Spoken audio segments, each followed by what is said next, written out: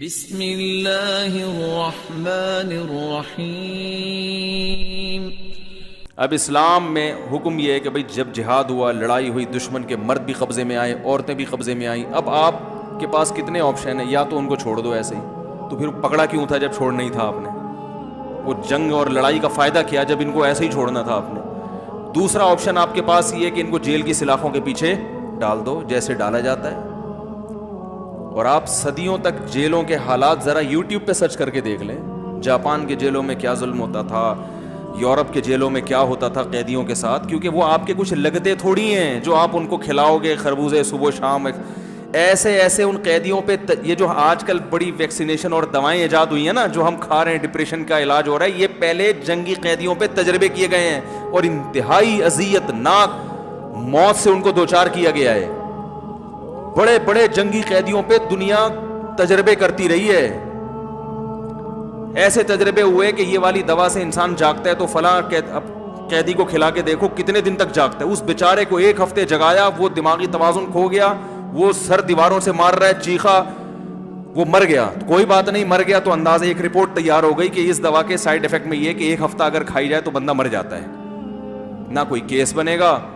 یہ تجربے ہوئے قیدیوں کے اوپر، بہت اذیت ناک جو ہے نا مراحل سے جنگی قیدی گزرتے رہے ہیں۔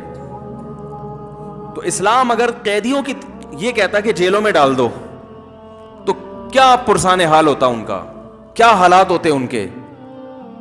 تو اسلام نے کہا، درمیانی راستہ دیا کہ بھائی نہ قتل کرو ان کو، یا ایک راستہ یہ ہوتا کہ سب کو اڑا دو جان سے۔ تو قتل کرنے کا کیا فائدہ جب ایک قوم آپ کے قبضے میں آ گئی ہے، اس کا شر ختم ہو گیا، وہ لڑنے کے قابل نہیں رہی ہے۔ بھائی لڑائی اس لیے تھی نا کہ ان کا شر ختم ہو جائے، شر ختم ہو گیا تو درمیانی، اور یا یہ کہ ان کو آزاد چھوڑ دو۔ تو آزاد جب ان کو چھوڑیں گے اس طریقے سے تو مغلوب قوم کو انسان کبھی بھی فطری طور پر اپنے جیسا مقام دینے کے لیے تیار نہیں ہوتا، نہ ان عورتوں کو دے گا نہ ان مردوں کو دے گا۔ تو درمیان کا راستہ کہ ان کا بھی فائدہ ہے اور جو مجاہدین ہیں ان کا بھی فائدہ، کہ مجاہدین میں بانٹ دیے جائے۔ بھئی یہ تم لے لو، یہ تم لے لو، اب یہ تمہارا غلام ہے، اس کا سارا خرچہ تمہارے اوپر اور اس کے ذمہ تمہاری خدمت۔ یہ کانسیپٹ ہے غلام کا۔ یہ بہترین حل تھا جنگی قیدیوں کا اس زمانے میں۔ اور اسی میں جب باندیاں دی جائیں گی تو یہ عجیب بات ہے، ایک باندی کسی کے حوالے کر دی مگر اس کو ریلیشن قائم کرنے کی اجازت نہیں ہے، جبکہ وہ اس کی لگتی کچھ بھی نہیں، اس سے معاشرے میں زنا پھیلے گا۔ تو اس کو حق دے دیا کہ بھائی جو زوجہ کے ساتھ ریلیشن ہے وہ اس کے ساتھ کر سکتے ہو، لیکن اس کا ساری زندگی نان نفقہ تمہارے ذمے، اس سے جو اولاد ہوئی وہ تم اس کے باپ ہوگے، اور اس کو کوئی دوسرا آدمی ہاتھ، یہ پبلک پراپرٹی نہیں ہے۔ تو میں نے کہا بھائی اس کے علاوہ آپ کے ذہن میں اگر کوئی اور ایسا حل ہے جو اسلام کو اس وقت اختیار کرنا چاہیے تھا تو پلیز آپ بتا دیں۔ تو ہم پھر یہ کہیں گے کہ یار اسلام کی توجہ اس طرف کیوں نہیں گئی تو اس کا مطلب یہ خدائی مذہب نہیں ہے، کوئی حل نہیں ہے کسی کے پاس۔ اور پھر اسلام نے ان قیدیوں کے ساتھ حسن سلوک کا جو حکم دیا، بات بات پہ غلام آزاد کرنے کا حکم دیا، کیونکہ جب ایک غلام آپ کا غلام بن گیا، اب آپ اپنی مرضی سے جب اس کو آزاد کریں گے تو وہ ریاست کا باغی نہیں بنے گا، کیونکہ ریاست نے اس پر احسان کیا ہے، مولا نے اس پر احسان کیا ہے۔ جس باندی کی اولاد ہو جائے اس کو بیچا نہیں جا سکتا، کیونکہ اب وہ مولا کے مرنے کے بعد آزاد ہی ہوگی۔ قسم کھا کے آپ نے توڑ دی، کفارہ کیا ہے؟ غلام آزاد کرو۔ آپ سے ناحق کسی انسان کا قتل ہو گیا، کفارہ کیا ہے؟ غلام آزاد کرو۔ زوجہ سے زہار کر لیا، کفارہ کیا ہے؟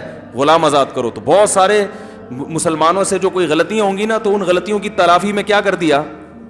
غلام آزاد۔ اس طرح سے غلاموں کی آزادی شروع۔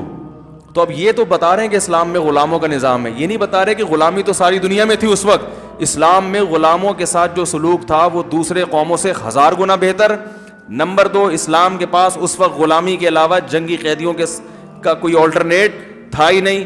تیسری بات یہ کہ اسلام نے غلامی کو نہیں، غلامی کے آزاد کرنے کو پروموٹ کیا ہے۔ غلامی کے آزاد کرنے کا جو سسٹم اسلام نے بنایا تھا اس وقت پوری دنیا میں کہیں بھی نہیں تھا وہ۔ لا الہ الا اللہ